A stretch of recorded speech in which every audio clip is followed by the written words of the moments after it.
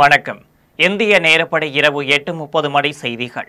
முதலில் ஜெம் தலைப்பு செய்திகளை காணலாம். தெஹ்ரானில் உள்ள இந்தியர்கள் உடனடியாக வெளியேற வேண்டும், மத்திய அரசு அறிவுறுத்தல். மதுரை எய்ம்ஸ் மருத்துவமனை வீடியோ வெளியீடு. மருத்துவமனையின் கற்பனை காட்சிக்கே 10 வருடமா என கேள்வி எழுப்பினார் முதலமைச்சர் மு.க. ஸ்டாலின். கடலூரில் கஞ்சா போதையில் 80 வயது மூதாட்டிக்கு பாலியல் வன்கொடுமை. சம்பவத்திற்கு அதிமுக பொதுச் செயலாளர் எடப்பாடி பழனிசாமி கண்டனம். தென்காசியில் சுந்தரபாண்டியபுரத்தில் முதியோர் காப்பகத்தில் வழங்கப்பட்ட உணவு ஒவ்வாமை. உயிரிழந்தோர் எண்ணிக்கை 5ஆக உயர்வு. சீனாவில் மத்திய பகுதியில் உள்ள பட்டாசு உற்பத்தி ஆலையில் ஏற்பட்ட வெடி விபத்தில் 9 பேர் உயிரிழப்பு. இனி விரிவான செய்திகளை காணலாம்.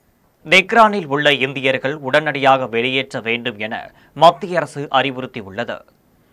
இஸ்ரேல் ஈரான் இடையே பல ஆண்டுகளாக மோதல் போக்கு நிலவி வருகிறது. இதற்கிடையே கடந்த 13ஆம் தேதி அதிகாலை ஈரானில் உள்ள அணு ஆராய்ச்சி மையங்கள், ஏவுகணை சேமிப்பு கிடங்குகள் உட்பட பல்வேறு இடங்களை குறிவைத்து இஸ்ரேல் தாக்குதல் நடத்தியது. இந்த தாக்குதலில் ஈரான் அணு விஞ்ஞானிகள், ராணுவ தளபதிகள் உட்பட 70க்கும் மேற்பட்டோர் உயிரிழந்தனர். இதற்கு பதிலடியாக இஸ்ரேல் மீது ஈரான் ஏவுகணை ட்ரோன் தாக்குதல் நடத்தியது. இந்த தாக்குதலில் 10க்கும் மேற்பட்டோர் உயிரிழந்துள்ளனர். இரு தரப்பிற்கும் இடையே தொடர்ந்து சண்டை நீடித்து வருகிறது. இதற்கிடையே ஈரான் தலைநகர் தெஹ்ரான் மீது தாக்குதல் நடத்தப்படும் என்று இஸ்ரேல் மிரட்டல் விடுத்துள்ளது. தெஹ்ரானை விட்டு மக்கள் உடனடியாக வெளியேறுமாறு இஸ்ரேல் எச்சரிக்கை விடுத்துள்ளது. இந்த நிலையில் போர் பதற்றம் தொடர்ந்து நீடித்து வரும் நிலையில் ஈரான் தலைநகர் தெஹ்ரானில் உள்ள இந்தியர்கள் உடனடியாக வெளியேறும்படி தெஹ்ரானில் உள்ள தூதரகம் மூலம் மத்திய அரசு அறிவுறுத்தியுள்ளது. தெஹ்ரானில் இருந்து உடனடியாக வெளியேறும்படியும் இந்தியர்களுக்கும் ஏதேனும் உதவி தேவை என்றால் தெஹ்ரானில் உள்ள இந்திய தூதரகத்தை தொடர்பு கொள்ளும்படியும் அறிவுறுத்தப்பட்டுள்ளது. மதுரை எய்ம்ஸ் மருத்துவமனையின் கற்பனை காட்சிக்கு 10 வருடமா என முதலமைச்சர் மு.க. ஸ்டாலின் கேள்வி எழுப்பியுள்ளார். மதுரை மாவட்டம் தோப்பூரில் 222 ஏக்கரில் எய்ம்ஸ் மருத்துவமனை அமைக்க 2018ஆம் ஆண்டு மத்திய அரசு ஒப்புதல் வழங்கியது. இதனைத் தொடர்ந்து 2019ஆம் ஆண்டு பிரதமர் நரேந்திர மோடி அடிக்கல் நாட்டினர். ஆனால் தற்போது வரை மதுரை எய்ம்ஸ் மருத்துவமனை கட்டி முடிக்கப்படவில்லை. இந்த நிலையில் மதுரை எய்ம்ஸ் மருத்துவமனையின் மாதிரி வீடியோ இன்று வெளியிடப்பட்டுள்ளது. அந்த வீடியோவில் மதுரை எய்ம்ஸ் மருத்துவமனையின் முதல் கட்ட பணிகள் ஜனவரி 2026இல் நிறைவடையும் என்றும் 2027ஆம் ஆண்டிற்குள் 2ஆம் கட்ட பணிகள் முடிவடையும் என்றும் தெரிவிக்கப்பட்டுள்ளது. இந்த நிலையில் மாதிரி வீடியோ வெளியானது குறித்து தமிழக முதலமைச்சர் மு.க. ஸ்டாலின் எக்ஸ் தள பக்கத்தில் கருத்து தெரிவித்துள்ளார். அதில் மதுரைக்கு வந்த மத்திய உள்துறை அமைச்சர் எய்ம்ஸ் என்ன ஆனது என சென்று பார்த்தாரா என கேட்டிருந்தார். அதற்கு பதிலாக இந்த கற்பனை காட்சிகளை உருவாக்கி அளித்துள்ளார்கள் என்றும் 2026 தேர்தலுக்கு இந்த ஒரு வீடியோ போதுமா என நினைத்து விட்டார்களா என்றும் இதற்கே 10 ஆண்டுகள் ஆகிவிட்டனர் என்றும் முதலமைச்சர் மு.க. ஸ்டாலின் தெரிவித்தார். கடலூரில் கஞ்சா போதையில் 80 வயது மூதாட்டிக்கு பாலியல் வன்கொடுமை நடைபெற்ற சம்பவத்திற்கு அதிமுக பொதுச் செயலாளர் எடப்பாடி பழனிசாமி கண்டனம் தெரிவித்துள்ளார். இது தொடர்பாக அதிமுக பொதுச் செயலாளர் எடப்பாடி பழனிசாமி எக்ஸ் தளத்தில் பதிவொன்றை பதிவிட்டுள்ளார். அதில் கடலூர் மாவட்டம் பன்ருட்டியில் 5 வாலிபர்கள் கஞ்சா போதையில் மூதாட்டியை பாலியல் வன்கொடுமை செய்ததாக வரும் செய்தி அதிர்ச்சி அளிக்கிறது என்றும், மு.க. ஸ்டாலின் ஆட்சியில் தமிழ்நாடு எங்கே போகிறது என்றும் தெரியாத நிலையே உள்ளது எனவும், இதுபோன்ற சம்பவங்கள் தமிழகம் முழுவதும் நடைபெற்றாலும் கும்பகர்ண தூக்கத்தில் இருக்கும் முதலமைச்சர் மு.க. ஸ்டாலின் இனியும் போதைப் பொருளை ஒழிக்கவோ சட்ட ஒழுங்கை காக்கவோ நடவடிக்கை எடுப்பாரா என்ற நம்பிக்கை மக்களுக்கும் துளியும் இல்லை எனவும் தெரிவித்தார். மேலும் 6 வயது சிறுமி முதல் 80 வயது மூதாட்டி வரை அவர்களை தங்களை காப்பாற்றிக் கொள்ள வேண்டிய அவல சூழல் தமிழகத்தில் ஏற்படுத்திய இந்த விடியாதிமுக ஸ்டாலின் மாடல் அரசிற்கு எடப்பாடி பழனிசாமி தனது கடும் கண்டனங்களை தெரிவித்துள்ளார். மேலும் இதுபோன்ற சம்பவங்களுக்கு அடிப்படையாக ஆதாரமாக உள்ள போதைப் பொருள் கலாச்சாரத்தை ஒழிக்க உறுதியான நடவடிக்கை எடுக்காத காவல்துறையை தன் நேரடி கட்டுப்பாட்டில் வைத்திருப்பதாக சொல்லும் முதலமைச்சர் மு.க. ஸ்டாலின் தமிழக மக்களுக்கு பதில் சொல்லியாக வேண்டும் என்றும், இப்படிப்பட்ட கேவலமான ஆட்சியை கண்டு கொந்தளிப்பதுடன் மக்கள் இதற்கான தண்டனையை நிச்சயம் 2026இல் இந்த திமுக அரசிற்கு வழங்கத்தான் போகிறார்கள் என்றும் எடப்பாடி பழனிசாமி தெரிவித்துள்ளார்.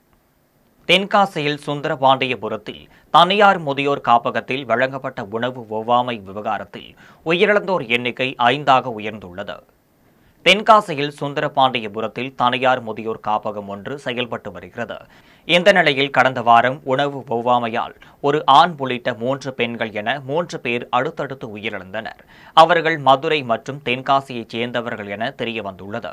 இந்த விவகாரத்தில் முதியோர் காப்பக நிர்வாகி ராஜேந்திரனை சம்புவர் வடகரை காவல்துறையினர் கைது செய்து விசாரணை நடத்தி வருகின்றனர். இந்த நிலையில் தற்போது மருத்துவமனையில் சிகிச்சை பெற்று வந்த மேலும் ஒருவர் உயிரிழந்துள்ளார். இதனால் முதியோர் காப்பகத்தில் உணவு ஒவ்வாமை விவகாரத்தில் உயிரிழந்தோர் எண்ணிக்கை 5ஆக உயர்ந்துள்ளது. நெல்லை அரசு மருத்துவக் கல்லூரி மருத்துவமனையில் மேலும் 11 பேர் சிகிச்சை பெற்று வருகின்றனர். சீனாவின் மத்திய பகுதியில் உள்ள பட்டாசு உற்பத்தி ஆலையில் ஏற்பட்ட மிகப்பெரிய அளவிலான வெடி விபத்தால் 9 பேர் உயிரிழந்துள்ளனர். சீனாவின் மத்திய பகுதியில் உள்ள ஹனான் மாகாணத்தில் லின்னின் பகுதியில் உள்ள பட்டாசு உற்பத்தி ஆலையில் இன்று வெடி விபத்து ஏற்பட்டது. இதனால் அந்த ஆலையின் கட்டிடம் முழுவதும் வெடித்து சிதறியதுடன் அங்கிருந்த கட்டடங்களும் சேதமடைந்துள்ளது. இந்த விபத்தில் 9 பேர் சம்பவ இடத்திலேயே உயிரிழந்தனர். மேலும் 26 பேர் படுகாயமடைந்தனர். இதுகுறித்து வெளியான வீடியோக்களில் அப்பகுதி முழுவதும் கரும்புகை சூழ்ந்து கட்டட இடிபாடுகள் சிதறி கிடைப்பது பதிவாகியுள்ளது. இதனைத் தொடர்ந்து அந்நாட்டு மீட்புப் படையினர் அங்கு விரைந்து சென்று மீட்புப் பணிகளில் ஈடுபட்டுள்ளனர். மேலும் இந்த விபத்திற்கான காரணத்தையும் கண்டறிய விசாரணை குழு ஒன்று அமைக்கப்பட்டுள்ளதாக தெரிவிக்கப்பட்டுள்ளது. சிவகங்கையில் விளையாட்டு விடுதி மாணவர்களுடன் துணை முதலமைச்சர் உதயநிதி ஸ்டாலின் மதிய உணவு உட்கொண்டு மாணவர்களிடம் குறைகளை கேட்டறிந்தார். சிவகங்கையில் சுற்றுப்பயணம் மேற்கொண்ட துணை முதலமைச்சர் உதயநிதி ஸ்டாலின் திடீரென தமிழ்நாடு விளையாட்டு மேம்பாட்டு ஆணைய விடுதியில் ஆய்வு மேற்கொண்டார். அப்போது அங்கு மாணவர்களுக்கு உணவு வழங்கப்பட்டது. அவர்களோடு துணை முதலமைச்சர் உதயநிதி ஸ்டாலின் அமர்ந்து உணவு அருந்தினர். அதன் பின்னர் மாணவர்களிடம் குறைகளை கேட்டறிந்தார். அதனைத் தொடர்ந்து அங்குள்ள கழிப்பறை, குளியலறை, உணவுக்கூடம் ஆகியவற்றையும் துணை முதலமைச்சர் உதயநிதி ஸ்டாலின் ஆய்வு மேற்கொண்டார். திருப்புவனம் அடுத்த கானூர் பகுதியில் ரூபாய் 40 கோடி மதிப்பீட்டில் நடைபெற்று வரும் தடுப்பணை கட்டுமான பணிகளை துணை முதலமைச்சர் உதயநிதி ஸ்டாலின் ஆய்வு செய்தார். சிவகங்கை மாவட்டத்தில் அரசு திட்டங்களை வழங்க தமிழ்நாடு துணை முதலமைச்சர் உதயநிதி ஸ்டாலின் வருகை தந்தார். மாவட்ட எல்லையான திருப்புவனத்தில் மாவட்ட திமுக சார்பில் அவருக்கு உற்சாக வரவேற்பு அளிக்கப்பட்டது. இதையடுத்து திருப்புவனம் அருகே உள்ள கானூர் பகுதியில் ரூபாய் 40 கோடி மதிப்பீட்டில் நடைபெற்று வரும் தடுப்பணை கட்டுமான பணிகளை மாவட்ட ஆட்சியர் ஆசா அஜித், கூட்டுறவுத்துறை அமைச்சர் KR பெரிய கருப்பன் ஆகியோருடன் இணைந்து துணை முதலமைச்சர் உதயநிதி ஸ்டாலின் நேரில் பார்வையிட்டார். அப்போது பணிகள் நடைமுறைப்படுத்தப்படுவதற்கான நிலங்களையும் அதிகாரிகளிடம் கேட்டறிந்து பணிகள் தரம் குறையாமல் விரைந்து முடிக்கப்பட வேண்டும் என அதிகாரிகளுக்கு துணை முதலமைச்சர் உதயநிதி ஸ்டாலின் உத்தரவிட்டார். வில்லியனூரில் ரூபாய் 93,26,000 மதிப்பீட்டில் வாய்க்கால் புனரமைப்பு பணிகளை எதிர்க்கட்சித் தலைவர் ரா. சிவா தொடங்கி வைத்தார். வில்லியனூர் சட்டமன்ற தொகுதிக்குட்பட்ட வில்லியனூர் வடக்கு தேரோடும் வீதி மற்றும் மேற்கு தேரோடும் வீதி சந்திப்பு முதல் தேசிய நெடுஞ்சாலையின் புறவழிச்சாலை வரை RCU வடிவ வாய்க்கால் புனரமைப்பு பணிகள் ரூபாய் 96,26,000 மதிப்பீட்டில் மேற்கொள்ளப்பட உள்ளது. இப்பணிக்கான பூமி பூஜை இன்று காலை நடைபெற்றது. இதில் சட்டமன்ற எதிர்க்கட்சித் தலைவரும் தொகுதி சட்டமன்ற உறுப்பினருமான ரா. சிவா கலந்து கொண்டு பூமி பூஜை செய்து வைத்து பணிகளை தொடங்கி வைத்தார். நிகழ்ச்சியில் புதுச்சேரி பொதுப்பணித்துறை தலைமை பொறியாளரும் கண்காணிப்பு பொறியாளருமான வீரசெல்வம், கட்டிடங்கள் மற்றும் சாலைகள் வடக்கு கோட்ட செயற்பொறியாளர் கண்ணன், உதவி பொறியாளர் சீனிவாசராம், இளநிலை பொறியாளர்கள் குலோத்துங்கன், அவைத்தலைவர் ஜலால், இலக்கிய அணி அமைப்பாளர் சீனு மோகன்தாஸ் உட்பட பலர் கலந்து கொண்டனர். திருவேற்காட்டில் கலைஞர் கருணாநிதியின் பிறந்தநாளையொட்டி நடைபெற்ற கண் பரிசோதனை முகாமை அமைச்சர் நாசர் தொடங்கி வைத்தார். முன்னாள் முதலமைச்சர் கலைஞர் கருணாநிதியின் பிறந்தநாளையொட்டி இலவச காணொலி திட்டத்தின் மூலம் திருவேற்காடு நகர் திமுக சார்பில் கண் பரிசோதனை முகாம் திருவேற்காடு தனியார் திருமண மண்டபத்தில் நடைபெற்றது. முகாமிற்கு திருவேற்காடு நகரமன்ற தலைவர் NEK மூர்த்தி தலைமை தாங்கினார். முகாமில் அமைச்சர் நாசர் கலந்து கொண்டு முகாமை தொடங்கி வைத்தார். முகாமில் திருவேற்காட்டைச் சேர்ந்த ஏராளமான பொதுமக்கள் கலந்து கொண்டு கண் பரிசோதனை செய்து கொண்டனர். கண் அறுவை சிகிச்சைக்கு தேர்வு செய்யப்பட்டவர்கள் அறுவை சிகிச்சைக்கு அனுப்பி வைக்கப்பட்டனர். மேலும் கண் பரிசோதனை செய்து கொண்டவர்களுக்கும் இலவசமாக கண் கண்ணாடி வழங்கப்பட்டது. முகாமில் 300க்கும் மேற்பட்டோர் கலந்து கொண்டு கண் பரிசோதனை செய்து கொண்டு பயனடைந்தனர். இதில் திமுக முக்கிய நிர்வாகியான NC அரசு மற்றும் திருவேற்காடு நகர திமுக நிர்வாகிகள் பலர் கலந்து கொண்டனர். எது மாதிரியும் இல்லாமல் புது மாதிரியாக திமுகவினரின் நடவடிக்கை சட்டத்திற்கு புறம்பாக உள்ளது என்று மதுரையில் முன்னாள் அமைச்சர் செல்லூர் ராஜு தெரிவித்தார். மதுரை மேற்கு தொகுதியில் திமுகவினர் பொதுமக்களிடம் ஆதார் கார்டு மற்றும் ஸ்மார்ட் கார்டு ஆகியவற்றை பெற்று நலத்திட்டங்கள் வழங்கப் போவதாக மக்களிடம் கூறி வருகின்றனர். இதன் மீது மதுரை மாவட்ட ஆட்சியர் நடவடிக்கை எடுக்க வேண்டும் என்று மதுரை மாவட்ட ஆட்சியர் அலுவலகத்தில் மதுரை மேற்கு தொகுதி சட்டமன்ற உறுப்பினர் செல்லூர் ராஜு புகார் மனு அளித்தார். மனு அளித்த பின்னர் சட்டமன்ற உறுப்பினர் செல்லூர் ராஜு செய்தியாளர்களை சந்தித்து பேசினார். அப்போது எது மாதிரியும் இல்லாமல் புது மாதிரியாக திமுகவினர் பொதுமக்களிடம் இருந்து ஆதார் கார்டு, ஸ்மார்ட் கார்டு ஆகியவற்றை வாங்கி நலத்திட்டங்கள் கொடுக்கப் போவதாக குழப்பத்தை ஏற்படுத்தி வருகின்றனர் என்றும் செல்லூர் ராஜு தெரிவித்தார். இந்த மாதிரி திமுகவினர்கள் ஸ்மார்ட் கார்டு, இவர் இப்பதான் திமுக சேர்ந்திருக்காரு, முன்னாள் கவுன்சிலர் நல்ல தம்பி அதாங்க நல்ல தம்பி. எனக்கு அடையாளம் தெரியும்ல, எங்களுக்கு தெரியும் இல்ல, இவருக்கு தெரியும் இல்ல, எக்ஸ் கவுன்சிலர் இப்பதான் தேமுதிகவுல இருந்து இப்ப விலகி இதுல வந்திருக்காரு. இவரு இதே மாதிரி எல்லா வார்டுகள்லையும் பூத்தா இவருக்கு பிரிச்சு கொடுத்துருங்க. இவருக்கு ஒரு பூத்து கொடுத்துருக்காங்க போல. அந்த வார்டுகளில் போய் உங்களுக்கு அரசாங்கத்துடைய முழுமையான அத்தனை பயன்பாடும் உங்களுக்கு தருவோம், ரேஷன் கடை மூலமாகவும் பெற்று தருவோம்.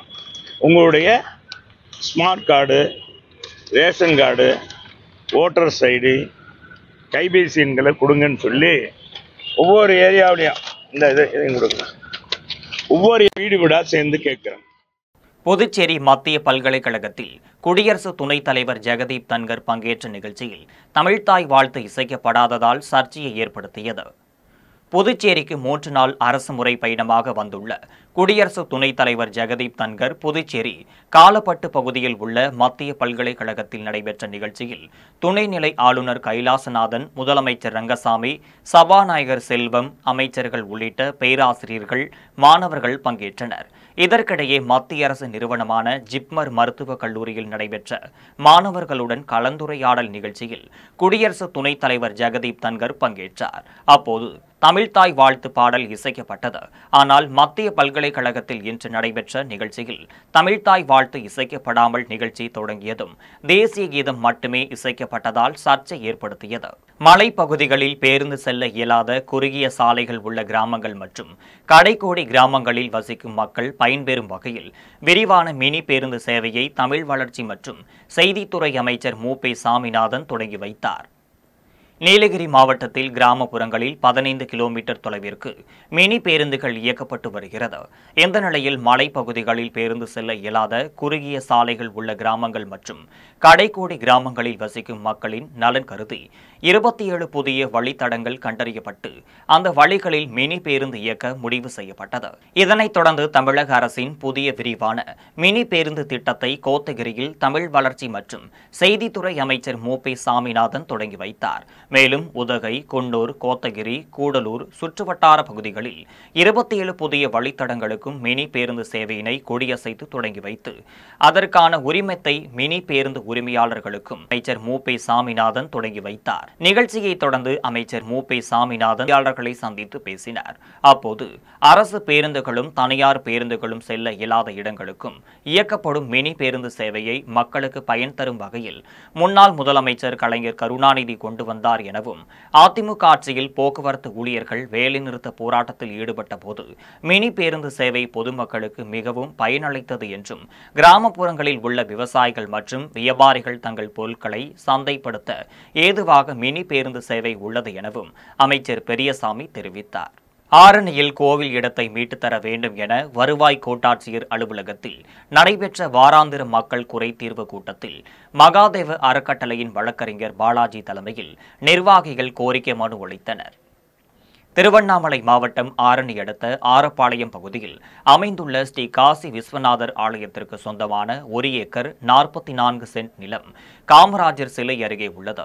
இந்த இடத்தை ரியல் எஸ்டேட் அதிபர்கள் போலி பத்திரம் மூலம் பெயர் மாற்றம் செய்து அபகரித்துள்ளனர். இந்த நிலையில் இது சம்பந்தமாக மகாதேவ் அறக்கட்டளை சார்பில் உச்சநீதிமன்றத்தில் வழக்கு தொடரப்பட்டது.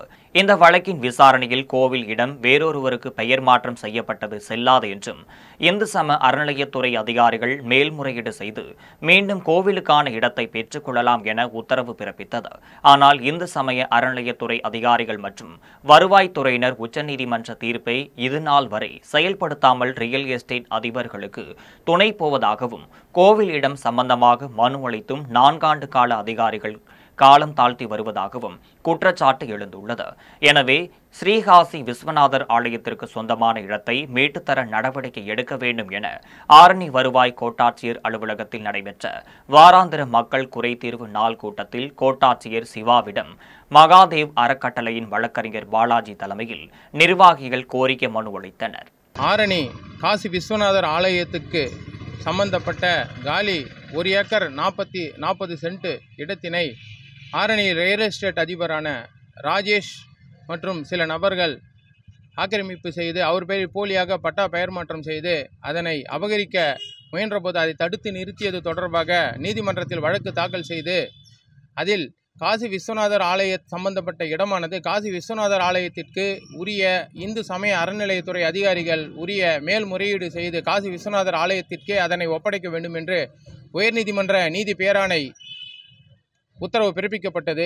அந்த உத்தரவு 2021ஆம் ஆண்டு பிறப்பிக்கப்பட்ட உத்தரவை இதுநாள் வரையில் இந்து சமய அறநிலையத்துறை திருவண்ணாமலை அரசு மருத்துவக் கல்லூரி மருத்துவமனை வளாகத்திற்குள் கழிவுநீர் தேங்கும் இடத்தில் இறந்த நிலையில் கண்டெடுக்கப்பட்ட குழந்தை குறித்து உரிய விசாரணை நடத்த வேண்டும் என பொதுமக்கள் மற்றும் சமூக ஆர்வலர்கள் கோரிக்கை விடுத்துள்ளனர். திருவண்ணாமலை அரசு மருத்துவக் கல்லூரி மருத்துவமனையில் கழிவுநீர் தேங்கி நிற்கும் இடத்தில் பிறந்து 1 நாளையான தொப்புள் கொடி அகற்றப்படாத நிலையில் குழந்தை இறந்து கிடந்தது. இது தொடர்பான வீடியோ காட்சிகள் சமூக வலைதளங்களில் வைரலாகி வந்தது. இந்த நிலையில் வேறு எங்கோ பிறந்த குழந்தையை திருவண்ணாமலை அரசு மருத்துவக் கல்லூரி மருத்துவமனை வளாகத்தில் போட்டுவிட்டு சென்றார்களா அல்லது மருத்துவமனையில் பிறந்த குழந்தையை கழிவுநீர் தேங்கும் பகுதியில் போட்டுவிட்டு சென்றார்களா என உரிய விசாரணை நடத்த வேண்டும் என பொதுமக்கள் மற்றும் சமூக ஆர்வலர்கள் கோரிக்கை விடுத்துள்ளனர். ஆரணி அருகே பொதுப்பணித்துறை அதிகாரிகள் கண் முன்னே ஆற்று மணல் கொள்ளையடிக்கப்படுவதாக பொதுமக்கள் குற்றம் சாட்டுகின்றனர். திருவண்ணாமலை மாவட்டம் ஆரணி அடுத்த தச்சூர் ஆற்றுப்படுகையில் பொதுப்பணித்துறை அதிகாரிகள் மூலம் ஆற்று மணல் ஏலம் விடப்பட்டது. இதில் ஆளும் கட்சியினர் அழுத்தம் கொடுத்ததின் காரணமாக பெயர் அளவிற்கு ரசீது வழங்கிவிட்டு எண்ணற்ற டிராக்டர்கள் மூலம் மணல் மாஃபியாக்கள் ஆற்று மணலை கொள்ளையடித்து சென்ற சம்பவம் கிராம மக்களிடையே அதிர்ச்சியை ஏற்படுத்தியுள்ளது. இந்த நிலையில் பொதுப்பணித்துறை அதிகாரிகள் மற்றும் வருவாய்த்துறை அதிகாரிகள் இதனை கண்டும் காணாமல் ஏலம் விடப்பட்டு ரசீது வழங்கி மணல் அள்ளப்படுவதாக கிராம மக்களிடம் பொதுப்பணித்துறை அதிகாரி தெரிவிப்பதாக கிராம மக்கள் குற்றம் சாட்டுகின்றனர். ராமநாதிச்சன் புதூரில் வீடு புகுந்து தனியாக இருந்த பெண்ணை பாலியல் பலாத்கார முயற்சியில் ஈடுபட்ட நபர் மீது நடவடிக்கை எடுக்க வேண்டும் என 5 கிராம காவல் நிலையத்தில் புகார் அளித்தும் நடவடிக்கை எடுக்காததால் நாகர்கோவில் மாவட்ட காவல்துறை கண்காணிப்பாளர் அலுவலகத்தில் பாதிக்கப்பட்ட பெண் புகார் அளித்தார். கன்னியாகுமரி மாவட்டம் மருகூர் அடுத்த ராமநாதிச்சன் புதூரைச் சேர்ந்த ராஜீவ் சுப்பையா என்பவர் ரிச்சர்ட் அதிபராக இருந்து வருகிறார். இவர் மனைவி ஷீலா ராஜு கடந்த வாரம் இரவு நேரத்தில் வீட்டில் தனியாக இருந்தபோது லாரன்ஸ் என்பவர் மதில் சுவர் ஏறி குதித்து வீட்டிற்குள் புகுந்து கதவை தாழ்பால் விட்டு பெண்ணிடம் பாலியல் பலாத்காரம் செய்ய முயற்சித்துள்ளார். உடனே ஷீலா ராஜு சத்தம் போட்டதால் லாரன்ஸ் அங்கிருந்து தப்பி ஓடிவிட்டார். இதுகுறித்து 5 கிராமம் காவல் நிலையத்தில் ஷீலா ராஜு புகார் அளித்தார். புகார் அளிக்கப்பட்டு 1 வாரத்திற்கு மேலாகியும் இதுவரை காவல்துறையினர் நடவடிக்கை எடுக்கவில்லை எனவும் குற்றவாளியை தப்பிக்க வைக்க முயற்சிப்பதாகவும் கூறி நாகர்கோவில் மாவட்ட காவல்துறை கண்காணிப்பாளர் அலுவலகத்தில் ஷீலா ராஜு புகார் மனு அளித்தார். வீடு புகுந்து பெண்ணை பாலியல் பலாத்கார முயற்சியில் ஈடுபட்ட வாலிபர் மீது காவல்துறையினர் நடவடிக்கை எடுக்காமல் இருப்பது பெரும் பரபரப்பை ஏற்படுத்தியுள்ளது. குடியாத்தத்தில் பகுதி நேர நியாய விலை கடை திறக்க வேண்டும் என வலியுறுத்தி பொதுமக்கள் சாலை மறியல் போராட்டத்தில் ஈடுபட்டனர். வேலூர் மாவட்டம் குடியாத்தம் நெல்லூர்பேட்டை தேரடி அருகே கோவிலுக்கு சொந்தமான இடத்தில் நியாய விலை கடை பல ஆண்டுகளாக இயங்கி வந்தது. இந்த நியாய விலை கடையில் 1600க்கும் மேற்பட்ட குடும்ப அட்டைதாரர்கள் ரேஷன் பொருட்களை வாங்கி வருகின்றனர். இந்த நிலையில் கடந்த மாதம் குடியாத்தம் சந்தைப்பேட்டை மாட்டு சந்தை பகுதியில் புதிதாக நியாய விலை கடை கட்டப்பட்டு திறக்கப்பட்டதை அடுத்து தேரடி பகுதியில் செயல்பட்டு வந்த நியாய விலை கடையை புதிய கட்டிடத்திற்கு மாற்றப்பட்டது. இதற்கு தேரடி பகுதி மக்கள் எதிர்ப்பு தெரிவித்தனர். அப்போது தற்போது புதிதாக திறக்கப்பட்ட நியாய விலை கடையில் பாதி குடும்ப அட்டைதாரருக்கும் இதற்கு முன் கோவிலுக்கு சொந்தமான இடத்தில் இயங்கி வந்த பழைய நியாய விலை கடையில் பாதி பேரும் ரேஷன் பொருட்களை வாங்கிக் கொள்ளலாம் என வருவாய்த்துறை அதிகாரிகள் உறுதியளித்தனர். ஆனால் இதுவரை கோவிலுக்கு சொந்தமான இடத்தில் உள்ள நியாய விலை கடை திறக்கப்படாததை கண்டித்து அப்பகுதி மக்கள் நியாய விலை கடையின் பூட்டை உடைத்து சாலை மறியல் போராட்டத்தில் ஈடுபட்டனர். இதுகுறித்து தகவல் அறிந்து சம்பவ இடத்திற்கு விரைந்து வந்த காவல்துறையினர் மற்றும் வருவாய்த்துறையினர் மறியலில் ஈடுபட்டவர்களிடம் உரிய நடவடிக்கை எடுக்கப்படும் என பேச்சுவார்த்தை நடத்தியதை அடுத்து அனைவரும் கலைந்து சென்றனர். தொல்லியல் ஆய்வாளர் அமர்நாத் ராமகிருஷ்ணன் பணியிடை மாற்றம் செய்யப்பட்டது கண்டிக்கத்தக்கது என்றும் மதுரையில் நாடாளுமன்ற உறுப்பினர் சு வெங்கடேசன் தெரிவித்துள்ளார். மகபூபாளையத்தில் உள்ள மார்க்சிஸ்ட் கம்யூனிஸ்ட் கட்சியின் மாவட்ட குழு அலுவலகத்தில் மதுரை நாடாளுமன்ற உறுப்பினர் சு வெங்கடேசன் செய்தியாளர்களை சந்தித்து பேசினார். அப்போது கீழடி அகழாய்வு குழுவில் இருந்து பணியாற்றி வந்த தொல்லியல் ஆய்வாளர் அமர்நாத் ராமகிருஷ்ணன் இன்றைக்கு பணியிடை மாற்றம் செய்யப்பட்டுள்ளார் என்றும் டெல்லியிலிருந்து நொய்டாவிற்கு மாற்றம் செய்யப்பட்டுள்ளார் என்றும் அது மட்டுமல்லாமல் ஆவணப்படுத்தும் பிரிவிற்கு அவர் மாற்றப்பட்டுள்ளார் எனவும் ஒரு அதிகாரி பணியிடை மாற்றம் செய்வது ஒன்றும் பெரிய விஷயம் அல்ல என்றும் அது நிர்வாக நடைமுறையில் உள்ள ஒரு விஷயம்தான் என்றும் ஆனால் தொல்லியல் ஆய்வாளர் அமர்நாத் ராமகிருஷ்ணன் விஷயத்தில் கடந்த 8 ஆண்டுகளாக கீழடி அகழாய்வில் அதன் உண்மைக்காக எந்த சமரசமும் செய்து கொள்ளாமல் உறுதியாக பணியாற்றியவர் என்றும் அப்படிப்பட்டவரை அகழாய்வை நீங்கள் தொடர வேண்டும் என்றும் அமர்நாத் ராமகிருஷ்ணன் பணியிடை மாற்றம் செய்யப்பட்டுள்ளார் என்றும் நாடாளுமன்ற உறுப்பினர் சு வெங்கடேசன் தெரிவித்துள்ளார். செய்தியாளர்கள் சந்திப்பின் போது புறநகர் மாவட்ட செயலாளர் கே ராஜேந்திரன், பா ரவி ஆகியோர் உடன் இருந்தனர். ஏஎஸ்ஐ ஒன்றிய தொல்லியல் துறை அதனுடைய அகழாய்வு பிரிவில் ஏற்கனவே பணியாற்றிய அதிகாரி அமர்நாத் ராமகிருஷ்ணன் அவர்களை இன்றைக்கு பணி இடமாற்றம் செய்திருக்கிறது. டெல்லியிலிருந்து நொய்டாவுக்கு. டெல்லியிலிருந்து நொய்டா என்பது மட்டுமல்ல, முக்கியமாக ஆவணப்படுத்துதல் பிரிவுக்கு அவர் பணியிடமாற்றம் செய்யப்பட்டிருக்கிறார். அவர் ஒரு அதிகாரி என்பது ஒரு இடத்திலிருந்து பணியிடம் மாற்றம் செய்வது என்பது ஒரு பெரிய விஷயம் அல்ல. அது வழக்கமாக நிர்வாக நடைமுறையில் இருக்கிற ஒன்றுதான். ஆனால் அமர்நாத் விஷயத்தில் நடப்பது என்பது நீங்கள் அறிவீர்கள். கடந்த 8 ஆண்டுகளாக தொடர்ந்து தமிழ்நாட்டின் தொன்மைக்காகவும் கீழடியின் உண்மைக்காகவும் எந்த சமரசமும் செய்து கொள்ளாமல் உறுதியாக பணியாற்றி கொண்டிருக்கிற ஒரு அதிகாரி அமர்நாத் ராமகிருஷ்ணன் அவர்கள். அவர்களை இந்த 8 ஆண்டுகள் அகழாய்வை தொடர விடாமல் 2017 நீங்கள் வெளியேற வேண்டும் என்று வெளியேற்றினார்கள். அடுத்த ஆண்டு அவர் ஆய்வு செய்த 2 ஆண்டு கால அகழாய்வை அறிக்கையை நீங்கள் எழுத வேண்டாம், ஸ்ரீலட்சுமி என்ற ஒரு அதிகாரி எழுதினால் போதும் என்று ஏஎஸ்ஐ உத்தரவிட்டது. அதற்கு பிறகு அவர் நீதிமன்றத்துக்கு நாடி கும்பகோணத்தை தனி மாவட்டமாக அறிவிக்க வேண்டும் என வலியுறுத்தி முதலமைச்சரிடம் கோரிக்கை மனு அளிக்க காத்திருந்த போராட்டக் குழுவினருக்கு அனுமதி கிடைக்காததால் போராட்டக் குழுவினர் மனுக்களை மகாமகம் குளத்தில் வீசி தங்களது எதிர்ப்பை தெரிவித்தனர். கும்பகோணத்தை தனி மாவட்டமாக அறிவிக்க வேண்டும் என கடந்த 25 ஆண்டுகளாக தொடர்ந்து கோரிக்கை வைத்து வரும் நிலையில் கடந்த சட்டமன்ற தேர்தலில் தேர்தல் வாக்குறுதியாக திமுக ஆட்சிக்கு வந்தால் 100 நாட்களில் கும்பகோணத்தை தனி மாவட்டமாக அறிவிக்கப்படும் என தமிழக முதலமைச்சர் மு.க. ஸ்டாலின் அறிவித்தார். ஆனால் ஆட்சிக்கு வந்து 4 ஆண்டுகள் கடந்தும் கும்பகோணத்தை மாவட்டமாக அறிவிக்கப்படவில்லை. இந்த நிலையில் நேற்றைய தினம் திருவையாறு பகுதிக்கு வந்த தமிழக முதலமைச்சர் மு.க. ஸ்டாலினை சந்தித்து மாவட்ட கோரிக்கையை வலியுறுத்தி மனு அளிக்க காத்திருந்த போராட்டக் குழுவினருக்கு அனுமதி கிடைக்காததால் முதலமைச்சரிடம் வழங்க வேண்டிய கோரிக்கை மனுவை கும்பகோணம் மகாமக புனித குளத்தில் வீசி போராட்டக் குழுவினர் நூதன முறையில் தங்களது எதிர்ப்புகளை பதிவு செய்தனர். மேலும் ஆகஸ்ட் 15ஆம் தேதி சுதந்திர தினத்திற்கு முன்னதாக தமிழக முதலமைச்சர் மு.க. ஸ்டாலின் விழித்துக் கொண்டும் கும்பகோணத்தை புதிய மாவட்டமாக அறிவிக்க வேண்டும் என கோரிக்கை விடுத்தனர். நெய்வேலியில் முட்புதரில் தூக்கி வீசப்பட்ட பச்சிளம் பெண் குழந்தையை மீட்டு நெய்வேலி தெருமல் காவல்துறையினர் விசாரணை மேற்கொண்டனர். கடலூர் மாவட்டம் நெய்வேலி என்எல்சி இந்தியா நிறுவனத்தின் கட்டுப்பாட்டில் உள்ள திடீர்குப்பம் பகுதியில் அமைந்துள்ள காட்டுப்பகுதியில் பிறந்து 2 நாட்களை ஆன பச்சிளம் பெண் குழந்தையை மர்ம நபர்கள் தூக்கி வீசிவிட்டு சென்றனர். தூக்கி வீசப்பட்ட பச்சிளம் பெண் குழந்தையை நாய்கள் சுற்றி கடித்து குதறி இழுத்துச் சென்றது. இதனை பார்த்த அப்பகுதி மக்கள் நாய்களை அடித்து துரத்திவிட்டு நெய்வேலி திருமல் காவல் நிலையத்திற்கு தகவல் அளித்துள்ளனர். தகவலின் பேரில் சம்பவ இடத்திற்கு விரைந்து வந்த காவல்துறையினர் குழந்தையின் சடலத்தை மீட்டு பிரேத பரிசோதனைக்காக விழுப்புரம் முண்டியம்பாக்கம் அரசு மருத்துவக் கல்லூரி மருத்துவமனைக்கு அனுப்பி வைத்தனர். மேலும் முட்புதரில் குழந்தையை தூக்கி வீசிய தாய் யார் என்பது குறித்தும் குழந்தை எங்கே பிறந்தது என்பது குறித்தும் காவல்துறையினர் விசாரணை மேற்கொண்டு வருகின்றனர். புதுச்சேரி காங்கிரஸ் கட்சியின் கிழக்கு மாவட்டத்திற்கான கட்சி அலுவலகத்தை காங்கிரஸ் கட்சியின் தலைவர் வைத்தியலிங்கம், முன்னாள் முதலமைச்சர் நாராயணசாமி ஆகியோர் திறந்து வைத்தனர். புதுச்சேரி காங்கிரஸ் கட்சியின் கிழக்கு மாவட்டத்திற்கான அலுவலகம் முத்துமாரியம்மன் கோவில் வீதியில் புதிதாக அமைக்கப்பட்டு அதன் திறப்பு விழா நடைபெற்றது. விழாவில் சிறப்பு விருந்தினர்களாக காங்கிரஸ் கட்சியின் புதுச்சேரி மாநில தலைவர் வைத்தியலிங்கம், முன்னாள் முதலமைச்சர் நாராயணசாமி மற்றும் சட்டமன்ற கட்சி தலைவர் வைத்தியநாதன் ஆகியோர் பங்கேற்று புதிதாக அமைக்கப்பட்ட காங்கிரஸ் கட்சியின் கிழக்கு மாவட்ட அலுவலகத்தை திறந்து வைத்தனர்.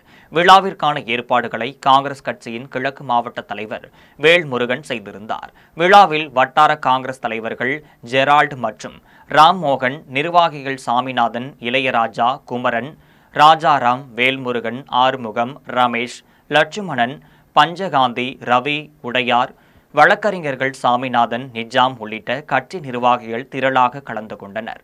தஞ்சாவூரில் இந்து சம அறநிலையத்துறை மற்றும் அரண்மனை தேவஸ்தானத்திற்குட்பட்ட பெருமாள் கோவில்களில் 16 நவநீத சேவை வழிபாடு சிறப்பாக நடைபெற்றது.